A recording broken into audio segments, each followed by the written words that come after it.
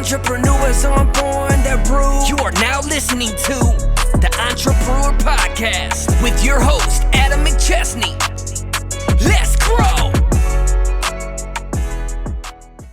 Hey, what's up, everybody? Welcome to another episode of the Entrepreneur Podcast, and I'm your host, Adam McChesney. I want to thank you for being here today.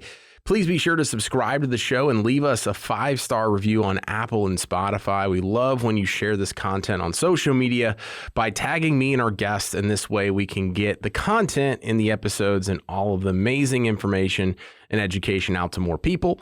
Today, we have another great episode lined up for you. My guest and I originally got connected a few months ago after meeting through a program called the Junk Academy. He's a member of that program, and we work with some of the companies in there, and he is now a client of ours, which I really appreciate the opportunity. It's been amazing watching him grow and scale this business. I had the opportunity to go on his podcast last month, and I followed the story, learned a lot more about him, and wanted to have him as a guest. My guest today is Jake Stone. He's a serial entrepreneur, business builder, real estate investor, and much more. Jake, welcome to the show.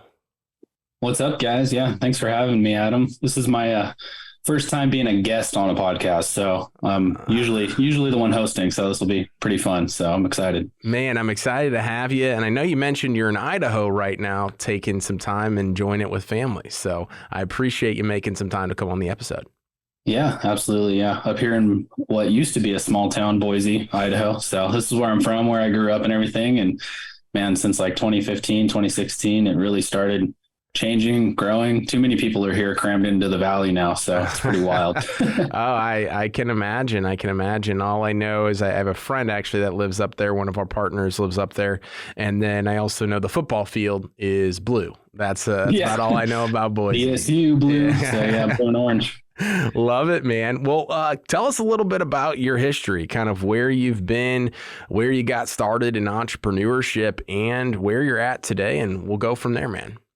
Yeah, I mean, I can take it back pretty dang far. So my grooming for entrepreneurship, I think, started honestly when I was close to probably 7, 8, 9 years old. My dad used to own a construction company. I didn't really comprehend that other people went into an office. I didn't comprehend that people had like a crazy structure and had to obey some rules that somebody else made up because he owned his own business. And basically I would go out 5, 6 o'clock in the morning. I'd go help roof houses. I would go do flooring, all this crazy stuff. And then by noon, 1 o'clock, when it got hot, we'd go ride dirt bikes or we'd go wakeboarding or surfing or whatever that looked like for the day. So I didn't understand that other people had to work 9 to 5 growing up. Another weird cultural thing too, is like my group of friends, all the moms were at home and very old fashioned raised. And I didn't comprehend that women worked either till I was probably like 13 or 14 years old. I was like, wait, why is your mom going to work? Like all my 7, 8 friends, all the moms were at home, dads were at work, or I was at work with dad and we'd go, riding and golfing and doing all other sorts of stuff in the afternoon. But basically that's kind of how it started. With that overall mindset, I was never really one to want to obey the rules anyway, or do something somebody else wanted me to do.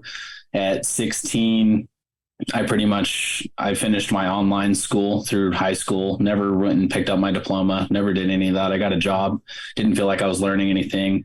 I thought I was actually going to go into like automotive diesel stuff. So I did like a tech center type school when I was 16 and 17. Basically got ASC certified at 17 years old through automotive and diesel, which people usually don't get those till they're about 3 years through college, skipped all that. I went and worked for a Ford dealership for a little while, learned that the automotive industry sucks and is just terrible. They promise you raises, promise you more opportunity, probably similar to any other corporate world, and they would just never follow through on it. So I was kind of like, what am I doing here? This is dumb. But ended up going and working for my dad. Actually, he ended up working for a new company, and he kind of runs half of it. And basically I was doing remodels for McDonald's actually over in Southern California through Utah and stuff like that. So I kind of got my feet back into the construction industry, was working for him, working out of town about 80 hours a week on the minimum. So didn't really have much of a life. Before I was doing this too, I raced motocross on a professional level, somewhat professional. And that's like my main passion. I learned a lot from riding dirt bikes. I trained with one of the trainers who trains a lot of professionals and stuff too. So I got to do the whole fitness side, health side, and, just the whole shebang through that. And then, I went back to work, realized I needed to make some money instead of blowing it all on dirt bikes and whatnot. So went and did that for probably a year and a half, was working out of town, came back in town, same company. They were like, let's do some residential stuff. So I started building houses, and I was pretty much doing all the work. I built probably 3 houses where I was doing a lot of the trades and whatnot. So I learned how to do, a lot of finished carpentry, and a lot of this I already knew how to do growing up. So it was just kind of, like riding a bike. Once you do it once, you can kind of figure it out again. So then the company decided they were just like, we don't want to do any more residential locally. I don't know if it was like, them being scared of the market or what the deal was. I saw the market, was coming in hot. This was probably 2018, going into 2019. And they were like, yeah, you can go work out of town or go find another job, pretty much is what it came down to. I ended up having a little bit of money. I bought a house, flipped it. Not really flipped it. I lost about $25,000 on my first so-called flip. So learning real estate as we went. Basically, 2018 and 2019, I ended up living off of a credit card for about 6 months, trying to build my own construction company and just building relationships, networking, trying to survive, basically. A lot of people don't know that. And then kind of in the mix of all that, I met my now wife.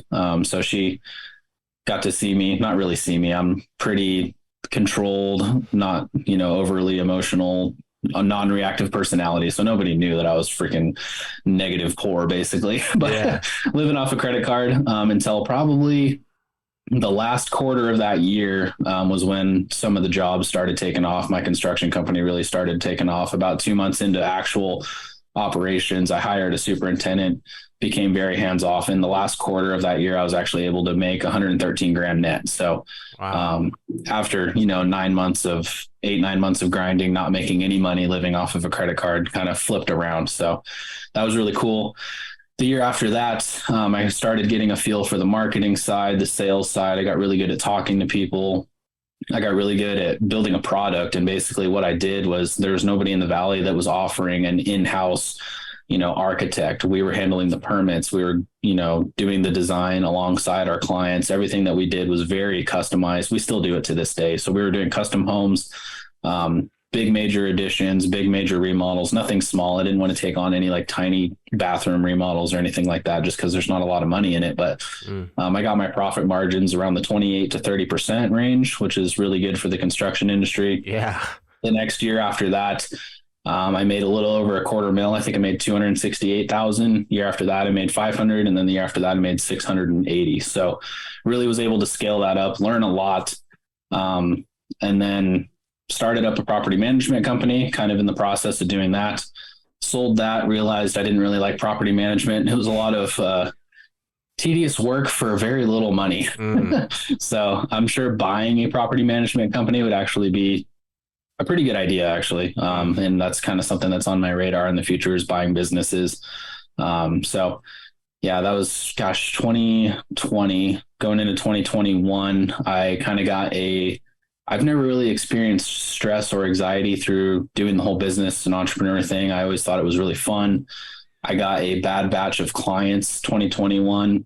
I was getting threats for no reason at all, experiencing my first case of stress, actually. Had people, for instance, and this was like on multiple clients, but this client wanted a remodel done in about 4 months.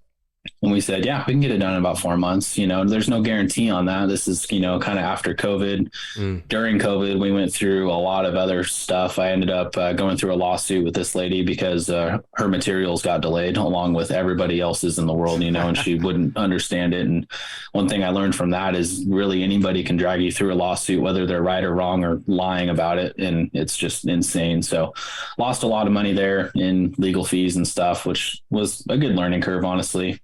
Everyone's like, oh, that sucks. I'm like, honestly, it's bound to happen. I got sued. Now I need to go get audited. If I'm not getting those things, I'm doing something wrong. But this client wanted us to finish this remodel in 4 months, and we're 2 months in, and they're like, why aren't we done yet? We're going to report you and, file a suit against you and all this other stuff. I'm like, we're 60 days in, guys. Like, we said 4 months. And then we were literally going to be probably 2 or 3 days ish over our 4-month mark. And they ended up firing us like the day before the 4-month mark. And they're like, we're just going to do it. We're not going to pay you. And I'm like, I'll put a lien on the property and we can go through this whole process. And they ended up actually paying more to us than what I even asked for. I was trying to just get away from it. I was like, oh, this is dumb. Yeah.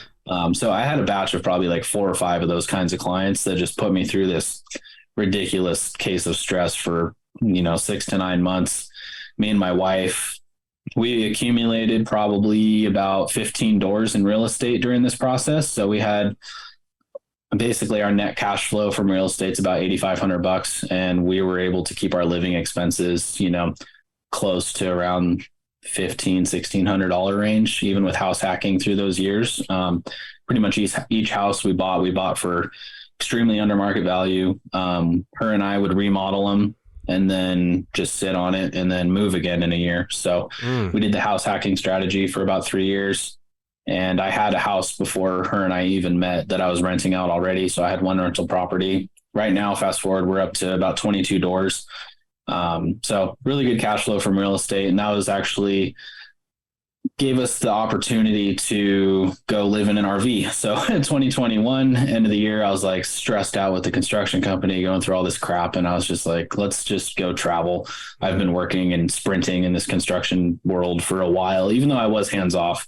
I wasn't touching anything as far as the construction management.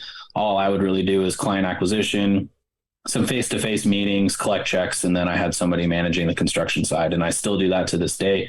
I spend maybe an hour a week, if that's like tops hour a week, average like 4 hours a month, on my construction company. It's still raking in good money and stuff like that. So, but we jumped into an RV. I wanted to get back into racing dirt bikes and stuff, get healthy again. Felt super unhealthy from being stressed out and whatnot. We wanted to move to Florida anyway. That's kind of the idea, is being in Florida for probably the winters and whatnot back in Idaho. So, being in the Idaho winter, you can't do anything. I've snowboarded. I started snowboarding when I was 3 years old, so I'm kind of bored of it. Yeah. Usually when we do snowboard heavy here, we're going 2 or 3 times a week with the schedules that we had. So I go, once a year, and that's plenty enough for me, but I wanted to see the beach. We wanted to be in a different climate and just experience something different. I ain't moving to California. So I'm like, the next best thing sounds like Florida. So they got freedom over there and they got nice beaches. And honestly, the house prices are just so low and the economy's booming over there. It's great. So, but yeah, we lived in the RV for about 1.5 years. And I pretty much took that 1.5 years off outside of just investing in real estate. I kind of pushed the construction aside, completely automated it. We were going through the lawsuit, so our operations were kind of shut down anyway. We had a couple really big projects we were finishing up that took that extra year basically to get done. So we lived in an RV for 1.5 years, got to travel, most of the US and the South. I went racing again, trained. This was the first time that I was actually able to hire a coach for motocross and actually go spend 30 days just training, just riding, focusing on speed. Even when I was racing full time and stuff, I never had the opportunity to actually just go focus on speed because I was working all day. I was working 45, 50 hours a week. I was training in the evenings, but the only thing that really helps you with that training and actually making you fast is seat time on the bike, and lots of it. So I think I put 20 hours in on a bike in just a couple of weeks, which is, more than I usually put in a year as far as practice goes. So was able to do that. We went all the way up the East Coast to the Outer Banks, did some nationals, went to the Smoky Mountains, spent a lot of time in Florida, Arizona, Texas, all the way across the South and stuff. And it was a blast. And then fast forward to now, we drove our RV through Hurricane Ian last year. So that was exciting. And then we bought a house last summer in Jacksonville, Florida. We really like Jacksonville, mainly honestly for the economy, the housing market, and then just kind of the way the city's set up. It is a big city. But the way it's set up is it just feels like a bunch of small towns kind of spread out through the city. So, like you said at the beginning, ran into Kyle. Actually, I heard Kyle with the Junk Academy on Ryan Pineda's podcast, and I'm just like, like starting some, side businesses that are relatively easy. There's not anything catastrophic that I would foresee myself experiencing. as far as a consequence goes, that I would see, building somebody a house, Yeah. So I'm like, and seeing all these people retiring or selling off these service businesses, I just was kind of like, yeah, I agree with this, kind of side gig type thing. So hit him up. We started our junk removal company, probably 2-3 months ago, like end of March-ish, I think, of 2023. We moved into our house officially in Jacksonville in February of 2023. So we've been in a house finally for about 4 or 5 months out of the RV. So we got that company rolling. It's been, we're 2-3 months in, and it's, steady. We've been doing, I think, just around 10 grand a month so far. So looking to scale that up. And luckily for me, with the real estate and my other income coming in, it's not like something where it's like, I have to make money from it right this second. I'm able to actually be patient and understand, like, a lot of people's biggest mistakes doing these service businesses, just not giving it time. They're 60 days in, they're bummed out that their marketing's not kicking in or anything like that. And I always think back to, starting my construction company. I freaking lived off a credit card for 9 months and had zero income. So it's like, all right, if we're 9 months into this thing and I haven't made decent money, I'll be worried. But, 60, 90 days in, and even if we're breaking even, I'm stoked. So we got that rolling. I'm also launching another branch of a cleaning company. It's basically exterior cleaning. So we're going to be doing pressure washing and stuff in Florida as well. So basically just got that running right now, and that's about it. I'm over in Boise, Idaho, visiting family, and I'll be back to the grind next week in Florida. So Dude, what a story, man. Yeah. That's a lot fit into a couple of years, really. And right. Yeah. I admire you for a lot of things. I mean, a lot of stuff is popping in my head from just things that I took away, but I think for the audience, I really like how you understand opportunity. Right. And I think that is one thing that I understood from me being on your podcast, is just the way that you ask questions. And from what I've seen from you, is you understand opportunity, not just short term, but long term as well. Like you talked about with the junk removal business, like you talked about probably with the real estate investing, and understanding that things aren't going to happen overnight. But you have to kind of water your garden, and you have to plant those seeds, and you have to continue doing that, because you never know what's going to hit, right? And you never know when it's going to hit and how big it's going to hit. And I think so often people wait 60 or 90 days and then they start to freak out. They pull back and they're like, okay, this is not going to work. But secondarily is your self-awareness to have basically taken a massive step back in your contracting or construction business to work on yourself and to enjoy traveling around the country. I mean, that's just phenomenal. You talked about getting healthy. You talked about doing all the things that you needed to do for yourself in order to take that next level. I think so often people will burn something to the ground and then just go try to start something else before actually not burning it to the ground and just taking time for themselves and laying a couple stepping stones in order to get to that next level. So man, that's just phenomenal. Yeah, exactly. Yeah. A lot of people kind of just let it crash and burn, like you were saying. And then before they, try to reassess, they'll just jump right into something else. And I was on that verge for sure. I was like, I'm done doing this construction crap. Like I was so over it. And I mean, that company is still up and running today. And to have the income that I did, we were pushing it. Like I was, with as little as I did in the company, I was still busy with it. And, we were doing to make that 680,000 that I made, it was like, what would that have been, like 3 million, 4 million-ish in revenue, something like that. But basically now, like but the way our profit margins are, and with as picky as I am with clients, we only need to do like $500,000 for me to make, well over 6 figures and that's with me working an hour a week. So, and out of state, I'm not even here to do anything. Everything's over Zoom or email. And I have a secretary here in Idaho that picks up my checks and deposits them. So it's really, really hands off. But yeah, I'm glad now looking back that I was able to kind of reassess and take a breather. And a lot of that just comes from sports, like, I don't know. Are you a baseball fan at all? Oh yeah. Yeah. So I'm personally not a baseball fan, but I'm sure the statistics of somebody being able to hit a fastball and that hyper focus it takes, right? So motocross, that same hyper focus it takes for a batter to hit that fastball, we have to have for basically every 5 seconds on a track during a 30-minute moto. So learning that hyper focus while riding on a changing track with 40 other people around you, and then the endurance from, your heels to your neck that you have to have on a bike is just insane. And training in the gym and stuff with my trainer, learning how to, in the middle of an intense workout where your heart rate's over 200, your body's just fatigued as can be.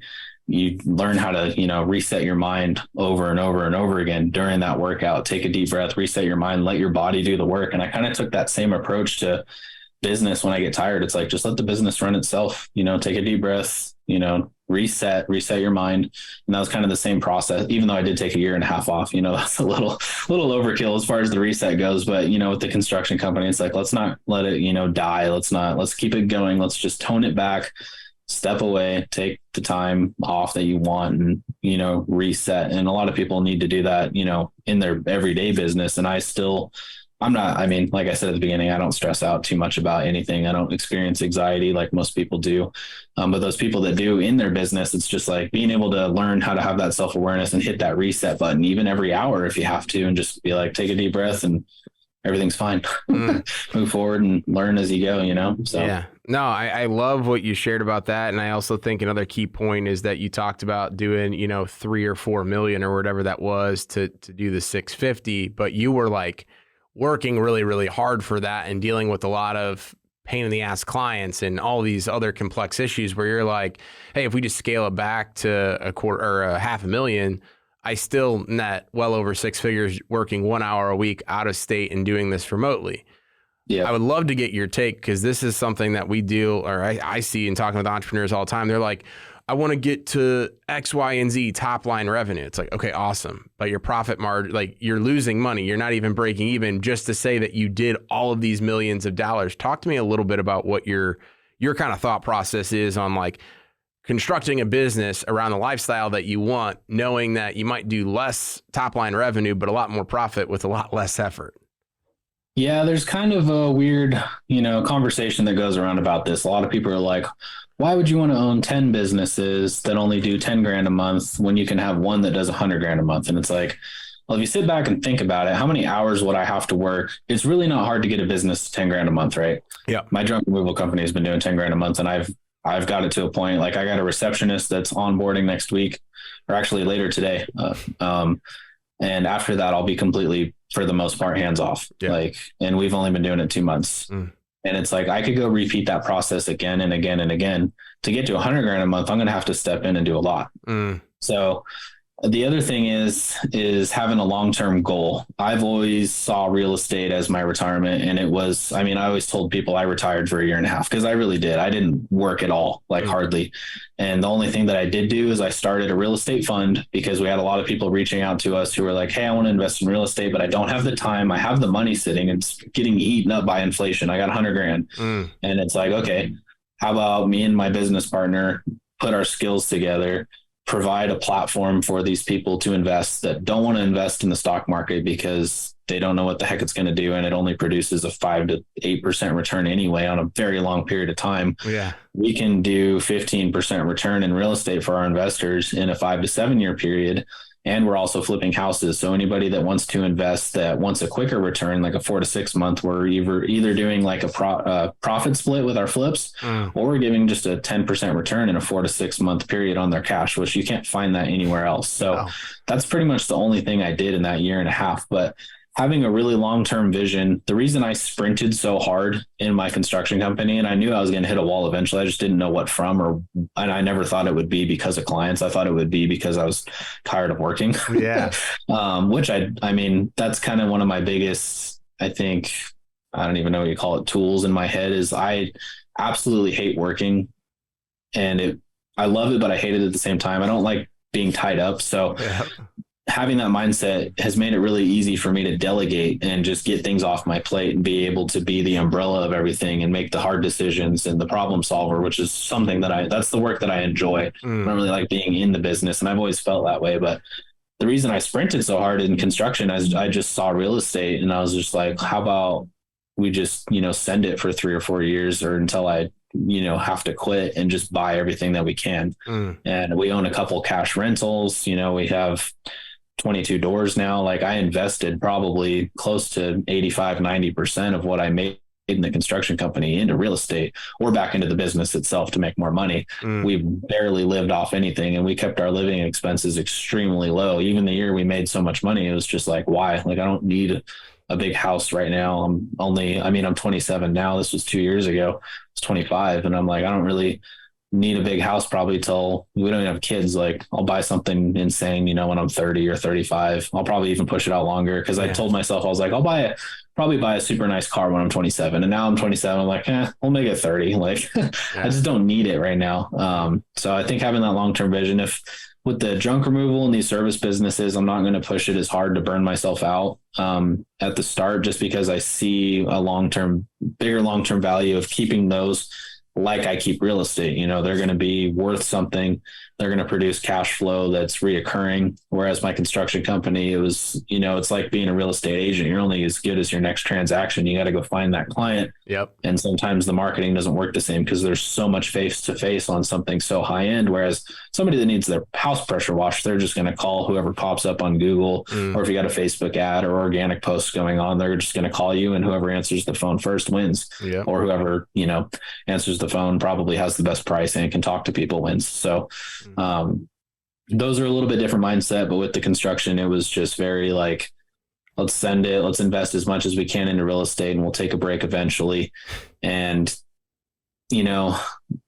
hitting that point of like, I need to go live. Like, there's not really a point in making all this money and spending all this time, unless that's really like, I love it too. Like, I love the game. Like Alex Hormozy talks about the game all the time, and that's all he does. Granted, he, has the resources. I'm sure he travels on the side. He spends a lot of time with his wife. They go out to dinner all the time. They're still enjoying life. There's a lot of people out there that don't get that opportunity because they're trying to work so hard. And I think just realizing, this is one thing that I did, and I think everybody should do it, is go to an old folks home and talk to old people and just gather as much wisdom as you can. When these old people are saying, what, don't worry about money, go live your life. Obviously there's a fine balance between that because we need money to survive, sadly. But, it's part of the game of just learning like, hey, life is short. Like all these people that are working, they have kids and they don't get the opportunity to spend time with their kids from 0 to 10. It's like, that's the biggest imprint time for you and your kid.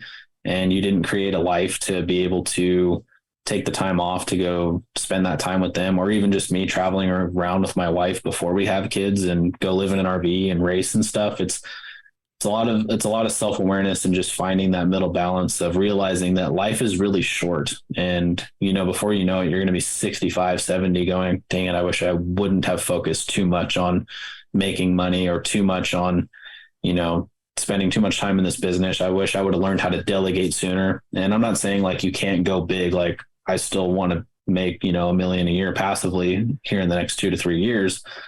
And I'm probably going to figure out a way to do it without working too much, because there's ways to do it. I'm not a control freak. I'm not a micromanager. I trust people until they give me a reason not to, and then I fire them, or they give me a reason to keep trusting them and we succeed really well together. So I think a lot of it's just a mindset thing, but yeah, being able to take time off, I definitely highly recommend it. Even if it's just for 4 to 6 months, it's really eye opening and gives you kind of a different view on life for sure, and how short it can be and how quickly it can be taken away. And it's, that stupid Nickelback song, if today was your last day, like you kind of got to keep that in your head. Like, hey, if today was my last day, would I really want to be in this stupid meeting talking to this stupid person? No, I want to be out golfing with some family and friends, or doing whatever I want to do, So that's kind of just the mindset that I've always had.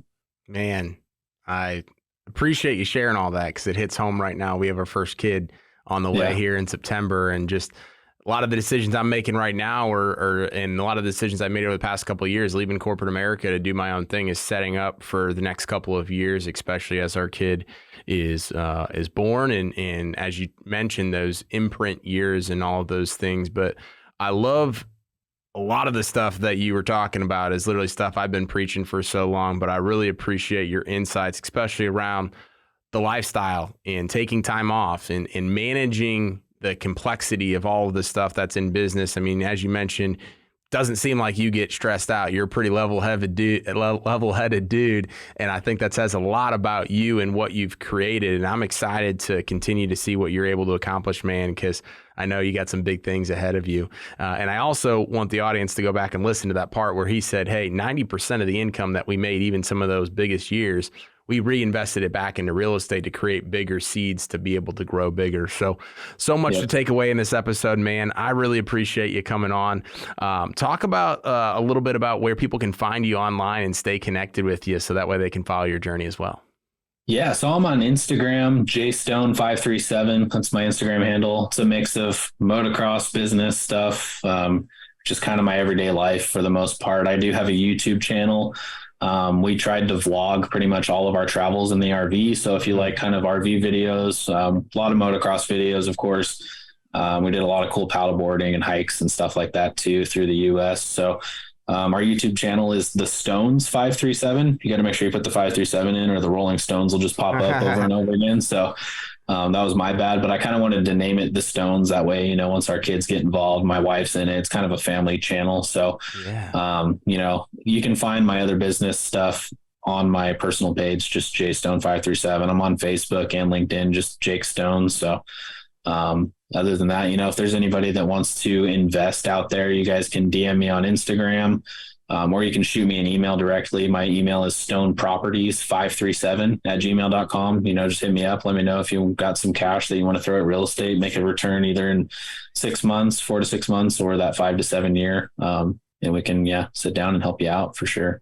Man, I will put all that stuff in the show notes. I appreciate you coming on.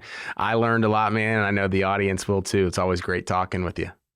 Yeah, sounds good. Thanks for having me, man. And I want to thank you again to the audience for tuning in to today's podcast. Please remember to subscribe, download, and share our content. Leaving a 5-star review goes a long way. We'll see you all next week. And remember, entrepreneurs aren't born, they are brewed. I'm an entrepreneur. Entrepreneurs aren't born, they're brewed. Thank you for listening to Entrepreneur Podcast with your host, Adam McChesney. Let's